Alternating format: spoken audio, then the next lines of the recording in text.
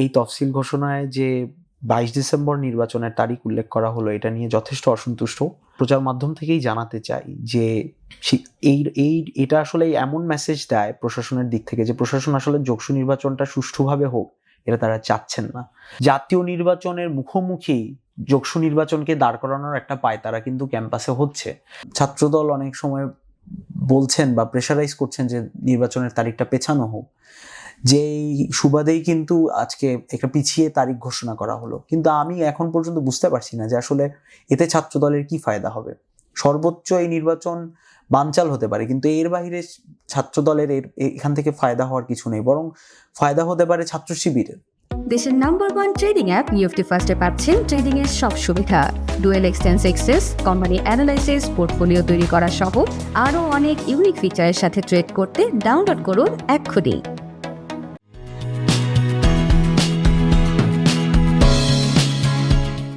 সুপ্রিয় দর্শক, স্বাগত জানাচ্ছি বাণিজ্য প্রতিদিনের বিশেষ আয়োজন আগামী রাজনীতিতে।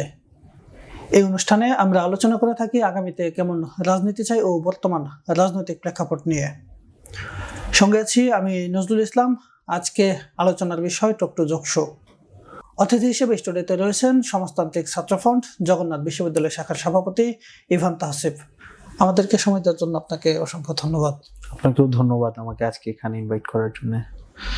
জগন্নাথ বিশ্ববিদ্যালয় ছাত্র সংসদ নির্বাচন, যোগসু নির্বাচনের তফসিল ঘোষণা হয়ে গেছে ইতিমধ্যে। আগামী 22 ডিসেম্বর এই নির্বাচন অনুষ্ঠিত হওয়ার কথা রয়েছে। তো এই তফসিল ঘোষণার পর আপনার কেমন লাগছে? এখন যোগসু নিয়ে তো একটা অনিশ্চয়তা ছিল। আসলে এই ঘোষণাটা যে তফসিল ঘোষণা হলো, আমি এই স্টুডিওতে আস্তে আস্তেই দেখছিলাম এটা ছাত্রদের মধ্যে একটা বিরাট রকমের হতাশা তৈরি করবে। এবং ছাত্র সংগঠন হিসেবে আমরাও এই তফসিল ঘোষণায় যে 22 ডিসেম্বর নির্বাচনের তারিখ উল্লেখ করা হলো, এটা নিয়ে যথেষ্ট অসন্তুষ্ট। এবং আমরা এই প্রচার মাধ্যম থেকেই জানাতে চাই যে এটা আসলে এমন মেসেজ দেয় প্রশাসনের দিক থেকে যে প্রশাসন আসলে যোগসু নির্বাচনটা সুষ্ঠুভাবে হোক এটা তারা চাচ্ছেন না। চাইলে 22 ডিসেম্বর এমন একটা সময় যখন শিক্ষার্থীরা পরীক্ষা শেষ করে বাড়িতে যান, বছরের শেষ সময়, একটা ছুটির সময়, টিউশনগুলো সাধারণত বন্ধ থাকে, তাহলে টিউশন অফ পেলে তারা বাড়িতে যেতে চাইবেন। এরকম একটা সময় যখন আপনি ইলেকশন রাখছেন, তার মানে আপনি কিন্তু সর্বোচ্চ অংশগ্রহণ নিশ্চিত করার কোনো আগ্রহ আপনার আছে এটা আমরা ভাবতে পারছি না। ফলে আমরা ক্যাম্পাসেও বলেছি, এখানেও বলছি যে আসলে যোগসু নির্বাচনটা যদি আমরা একটা সঠিক সময় করতে চাই, সেটা মানে ডিসেম্বরের পহেলা সপ্তাহ থেকে শুরু করে দ্বিতীয় সপ্তাহের মধ্যেই হওয়াটা যুক্তিযুক্ত। ইসলামী ছাত্র শিবির তফসিল ঘোষণার পরে তারা বলেছেন যে তারা এই সময়ের মধ্যে নির্বাচনে অংশগ্রহণ করবেন। আপনাদের অবস্থান কি? আমরাও মনে করি যে আসলে নির্বাচনটা 10 ডিসেম্বর না হলেও 2-1 দিন এদিক ওদিক হতে পারে। এবং আমরা কিন্তু যখন প্রথম যোগসু নীতিমালাটা ক্যাম্পাসে হলো, তখনও কিন্তু এরকমটাই সবাই জানতাম যে 10 ডিসেম্বরের মধ্যেই নির্বাচনটা হবে। তাহলে পরবর্তীতে আচরণবিধির কিছু সীমাবদ্ধতার কারণে সময়টা পেছানো হয়, কিন্তু তাই বলে একদম পুরো 10 দিন বা 12 দিন সময় পেছানো এবং এমন একটা সময় গিয়ে দাঁড়ানো যে তখন শীতকালীন ছুটি এবং ছাত্রদের পরীক্ষা থাকছে না, পরীক্ষার পর তারা ছুটিতে বাড়ি যেতে চাইবে, কেউ বেড়াতে যেতে চাইবে। তাহলে এরকম একটা সময় আমরা যারা বলছি যে একদম সর্বোচ্চ ভোট আমরা ছাত্রদের মধ্যে থেকে কাস্ট করতে চাই, তাহলে সেটা বা শুধু কি তাই, প্রার্থীরা পর্যন্ত কিন্তু আসলে ওই সময়টা ইলেকশন করার জন্য প্রস্তুত নয়, কারণ প্রার্থীদেরও নানান ধরনের বাস্তবতা সেই সময় তৈরি হবে। আমরা তো শিক্ষার্থী, আমরা পরিবারের সাথে থাকি, আমরা টিউশনই করাই, তাহলে এই সময়টা কিন্তু একটা জটিল সময় যখন ইলেকশনটা হচ্ছে। ফলে 22 ডিসেম্বর নয়, বরং আমরা মনে করি এটা 10 থেকে 15 ডিসেম্বরের মধ্যেই একটা ভালো সময় ফেলা যাবে। যদি 14-15 এই সময়গুলো বন্ধ, তার আগেই করে নেওয়াটা জরুরি আর কি। আপনার কি মনে হয় যে যদি 22 ডিসেম্বরে যেহেতু প্রশাসন দিয়েছে, এটা কি প্রশাসন শিক্ষার্থীদের স্বার্থে দিচ্ছে না? না, এইটা দেখে তো কোনোভাবেই মনে হচ্ছে না যে শিক্ষার্থীদের স্বার্থে আসলে ইলেকশন। কেন 22 ডিসেম্বর এই সময় নির্ধারণ করা হয়েছে? এই ক্ষেত্রে আমরা দেখেছি যে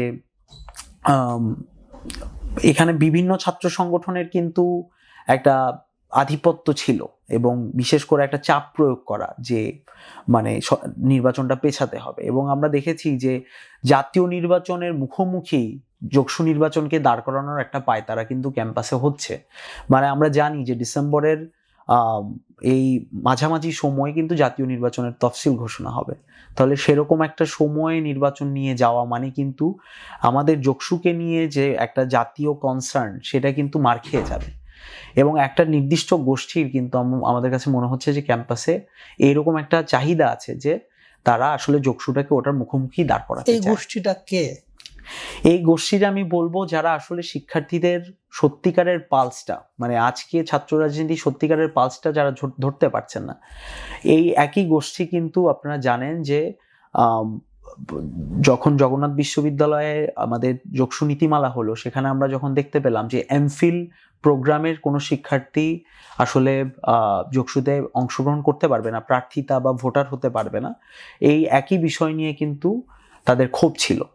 আমরা বলতে চাই যে আসলে ক্যাম্পাসের রেগুলার শিক্ষার্থীরাই তাদের যে মানে স্বার্থ, তাদের যে বিশ্ববিদ্যালয়কে কেন্দ্র করে যে নানান ধরনের সংকট এবং সেটা মোকাবেলা করা এবং ছাত্র রাজনীতির যে প্ল্যাটফর্মগুলো সেগুলোতে অংশগ্রহণ করা, এই কাজটা বিশ্ববিদ্যালয়ের যারা চলমান শিক্ষার্থী তাদেরই করা উচিত।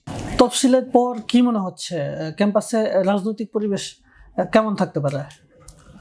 তফসিলের পর আসলে ক্যাম্পাসে একটা উত্তেজনামূলক পরিস্থিতি আমরা মনে করছি হবে, কারণ যে ঘোষণাটা এসছে এটা খুবই অসন্তোষজনক। ছাত্রদের মধ্যেও নানান ধরনের কনফিউশন তৈরি হবে এ নিয়ে, কারণ 22 ডিসেম্বর যদি নির্বাচন হয়, যেটা তফসিল আজ ঘোষণা করা হলো, এটা হলে কিন্তু সেই সময়টা আসলে শিক্ষার্থীরা ক্যাম্পাসের বেশিরভাগ থাকবেন না।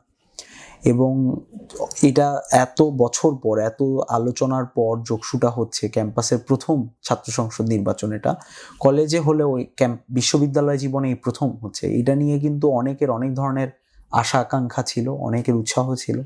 সেই জায়গা থেকে এরকম একটা সময়ে নির্বাচনের তারিখ ঘোষণা করাটা আসলে বেশিরভাগ শিক্ষার্থীর জন্য একটা অসন্তোষের সৃষ্টি করবে। এবং এই ক্ষেত্রে আমি দেখতে পেয়েছি যে ছাত্রদল অনেক সময় বলছেন বা প্রেশারাইজ করছেন যে নির্বাচনের তারিখটা পেছানো হোক, যেই সুবাদেই কিন্তু আজকে একটা পিছিয়ে তারিখ ঘোষণা করা হলো। কিন্তু আমি এখন পর্যন্ত বুঝতে পারছি না যে আসলে এতে ছাত্রদলের কি ফায়দা হবে। সর্বোচ্চ এই নির্বাচন বানচাল হতে পারে, কিন্তু এর বাইরে ছাত্রদলের এখান থেকে ফায়দা হওয়ার কিছু নেই, বরং ফায়দা হতে পারে ছাত্র শিবিরের। কারণ এইখানে একটা বড় অংশের শিক্ষার্থী যদি ভোটে অংশগ্রহণ না করে, তাহলে সেটা হয়তো ছাত্র শিবিরকে সহযোগিতা করতে পারে, কিন্তু ছাত্রদলকে এই ক্ষেত্রে কোনো সহযোগিতা এই সিদ্ধান্ত করবে বলে আমি মনে করি না আর কি। শিক্ষার্থীরা কেন আপনাদের ভোট দেবে?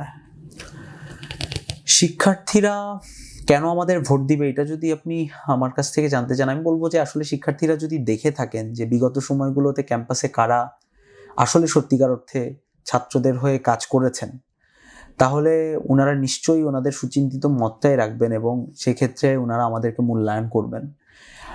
এই ক্যাম্পাসে আমি আসার পর থেকে বিভিন্ন সংকটের মুখোমুখি আমি হয়েছি এবং আমাদের ক্যাম্পাসের শিক্ষার্থীদের নিরাপত্তা থেকে শুরু করে আত্মহত্যার ঘটনা, একের পর এক নারী শিক্ষার্থীদের নিরাপত্তার প্রশ্ন, আমাদের খাদিজাতুল কুবরা নামে একজন শিক্ষার্থী পুরো 1 বছর ধরে জেল খাটলো, সেটা নিয়ে আমরা আন্দোলন করেছি এবং একটা সফল আন্দোলন করেছি। আমরা শেষ পর্যন্ত এই লড়াইতে ছিলাম যে একজন শিক্ষার্থীকে বিনা বিচারে, তাও আবার বিশ্ববিদ্যালয়ের একজন শিক্ষার্থীকে বিনা বিচারে আপনি 1 বছরের বেশি সময় আটক করে রাখছেন, যেটা আওয়ামী লীগের সময় একটা খুবই সাধারণ চিত্র ছিল। সেই বিষয়ে কিন্তু আমরা কথা বলেছি, ওই রকম একটা দমন পীড়নমূলক পরিস্থিতির মধ্যেও।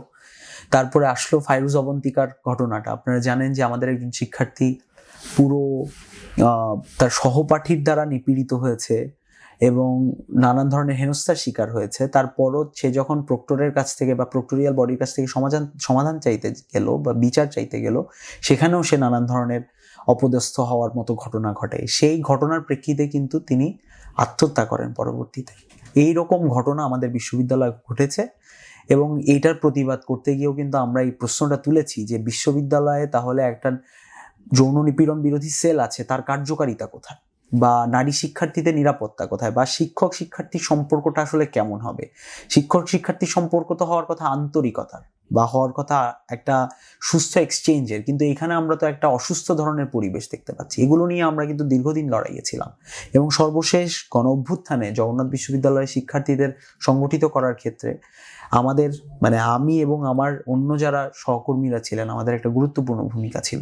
সব মিলিয়ে আমরা মনে করি যে একটা অভ্যুত্থান পরবর্তী সময় যে গণতান্ত্রিক ক্যাম্পাস, সেই ক্যাম্পাসে ছাত্র সংসদ নির্বাচনের মধ্য দিয়ে শিক্ষার্থীরা আসলে একটা সঠিক নেতৃত্ব সমাজতান্ত্রিক ছাত্র ফ্রন্টের যে প্যানেল ঘোষণা করবে যোগসূত্রে, সেই প্যানেলে কি চমক থাকবে? সমাজতান্ত্রিক ছাত্র ফ্রন্ট এককভাবে এই প্যানেলটা করছে না, বরং আমরা ক্যাম্পাসের বিভিন্ন অংশের শিক্ষার্থীদের, বিশেষ করে যারা গণতন্ত্র মনা, যারা গণতান্ত্রিক আন্দোলনে, দাবি দেওয়ার আন্দোলনে সবসময় সোচ্চার ছিলেন, এইরকম শিক্ষার্থীদের যুক্ত করে, এরকম প্রগতিশীল সংগঠনগুলোকে যুক্ত করে, এবং একই সাথে যারা রাজনীতি করেন না কিন্তু ক্যাম্পাসে বিভিন্ন বিষয়ে আওয়াজ তুলেছেন বা শিক্ষার্থীদের দাবির পক্ষে সোচ্চার ছিলেন, সেরকম নানা নন পার্টিজান শিক্ষার্থীদের যুক্ত করে আমরা সর্বোচ্চ অন্তর্ভুক্তিমূলক একটা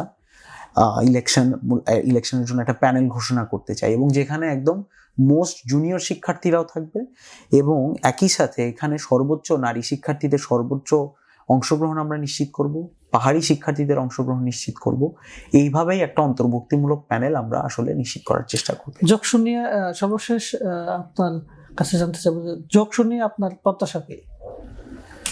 যোগসু নিয়ে আমার প্রত্যাশাটা হলো, আসলে দেখুন, মানে আমাদের জগন্নাথ বিশ্ববিদ্যালয়টা মানে অত্যন্ত মানে জরাজীর্ণ, এবং বিশ্ববিদ্যালয় হিসেবে অনেকে এই বিশ্ববিদ্যালয়ের অবকাঠামোকে সমালোচনা করেন বা অনেকে এটাকে একটা তিরস্কার করে বা অনেক সময় হাস্যরস করেও কথা বলেন। কিন্তু আমরা বলতে চাই যে এই বিশ্ববিদ্যালয়ের শিক্ষার্থীরা কিন্তু অনেক কষ্ট করে তাদের পড়াশোনা, তাদের একাডেমিক লাইফ চালিয়ে যান, কারণ এটা কোনো আবাসিক হল নাই, এখানে কোনো ভালো স্পেস নাই। দূর দূরান্ত থেকে শিক্ষার্থীরা, সেই নরসিংদী এবং এমনকি অন্যান্য জেলা থেকে, আরও দূর দূরান্ত গাজীপুর থেকে শিক্ষার্থীরা পড়াশোনা করতে আসেন এখানে প্রতিদিন। তাহলে সেই রকম ঘটনা আমরা এখানে দেখতে পাই, অথচ এখানে একটা শিক্ষার্থী যে এসে একটু বিশ্রাম করবে সেরকম একটা বসার জায়গা পর্যন্ত ক্যাম্পাসে নাই। আপনি ভালো ওয়াশরুম পাবেন না, লিফটে উঠলে লিফট ঝাঁকুনি দেয়, লিফটের অবস্থা ভালো না, অথচ এখানে একটা 13 তলার ভবন আছে, সেখানে হাজার হাজার শিক্ষার্থী প্রতিদিন উঠানামা করে। আমরা কিছুদিন আগে দেখলাম আমাদের অবকাশ ভবনের ছাদ খসে খসে পড়ছে। এইরকম অনিরাপত্তার মধ্যে নেই ভালো বাজেট, নেই ভালো গবেষণার সুবিধা, এই সব কিছুর মধ্যে শিক্ষার্থীরা ওখানে আছেন, পড়াশোনা করছেন। ফলে এত সংকট, প্লাস আছে তো দ্বিতীয় ক্যাম্পাসের কথা। আজকে এত বছর ধরে এই ক্যাম্পাস নিয়ে আলোচনা চলছে, সেই 2016 সাল থেকে, অথচ কত টাকা, কত বাজেট এই ক্যাম্পাসের নামে দেওয়া হলো, যেগুলো আমরা দেখেছি বিগত প্রশাসন নানান ধরনের দুর্নীতি করে, লুটপাট করে খেয়েছে। তাহলে সেগুলোর জবাবদিহি তো নিশ্চিত করা দরকার। এই সব কিছু মিলিয়ে একটা প্ল্যাটফর্ম হিসেবে যোগসু সবচেয়ে ভালো ভূমিকা রাখতে পারবে, এবং সেই জায়গায় আমরা মনে করি যে জগন্নাথ বিশ্ববিদ্যালয় এই ছাত্র সংসদ নির্বাচন যদি সর্বোচ্চ পরিমাণে ফ্রি অ্যান্ড ফেয়ার এবং অংশগ্রহণমূলক হয়, তাহলে আমরা একটা ভালো নেতৃত্ব পাবো যারা এই সমস্যাগুলো সমাধানে কাজ করবে। আমাদেরকে সময় দেওয়ার জন্য আপনাকে অসংখ্য ধন্যবাদ। আপনাকেও অনেক ধন্যবাদ। দর্শক, বাণিজ্য প্রতিদিনের এই বিশেষ আয়োজনে এতক্ষণ আমাদের সঙ্গে থাকার জন্য আপনাদের সকলকে অসংখ্য ধন্যবাদ। পরবর্তীতে আবার আপনাদের সঙ্গে দেখা হবে অন্য কোনো অতিথির সঙ্গে। সে পর্যন্ত সুস্থ থাকুন, ভালো থাকুন, আল্লাহ হাফেজ।